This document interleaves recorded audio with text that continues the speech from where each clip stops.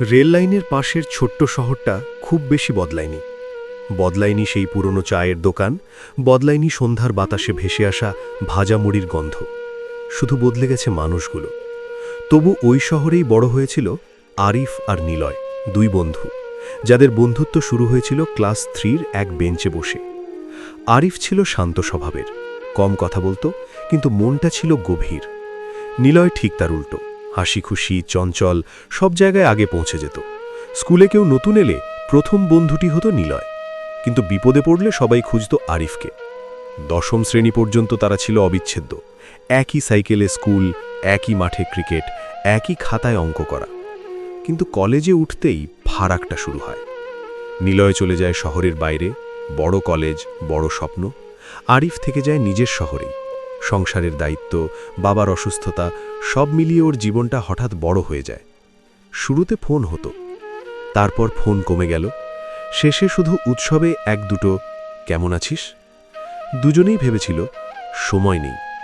বছর 5 পরে এক বর্ষার সন্ধ্যায় আরিফ বসেছিল সেই পুরনো চায়ের দোকানে। বৃষ্টি পড়ছিল টিনের চালে টুপটাপ করে।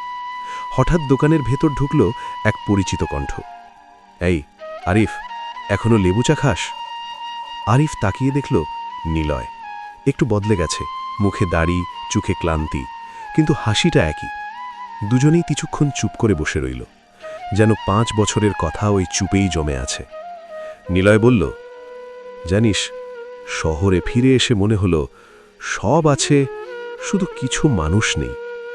আরিফ মৃদু হেসে বলল, কিছু মানুষ কখনো হারায় না, শুধু দূরে থাকে।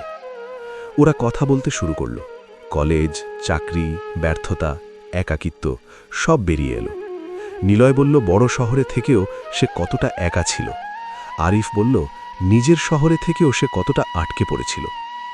হঠাৎ নিলয় জিজ্ঞেস করল, তুই কি আমার উপর রাগ করিস? আরিফ মাথা নাড়ল, না, শুধু মাঝে মাঝে ভাবি যদি একটু আগেই কথা হতো। বৃষ্টি থেমে গিয়েছিল, রাস্তা চকচক করছিল। দোকানদার বলল, দোকান বন্ধ করব। দুজন উঠে দাঁড়ালো। বাইরে দাঁড়িয়ে নিলয় বলল, এইবার আর হারাবো না তো? আরিফ বলল, বন্ধুত্ব হারায় না, যত্ন না নিলে ধুলো জমে। নিলয় হাসল, তাহলে চল ধুলো ঝাড়ি। সেই রাতে ওরা অনেকক্ষণ হেঁটেছিল। পুরনো স্কুল, মাঠ, রেল লাইন সব জায়গা ঘুরে দেখেছিল। সময় যেন আবার একটু পেছনে ফিরে গিয়েছিল। কিছু সম্পর্ক সময়ের ওপর নয়, ইচ্ছের ওপর বাঁচে। আর আরিফ আর নিলয় বুঝেছিল বন্ধুত্ব মানে প্রতিদিন কথা বলা নয়, বন্ধুত্ব মানে ফিরে এলে কাউকে পাওয়া।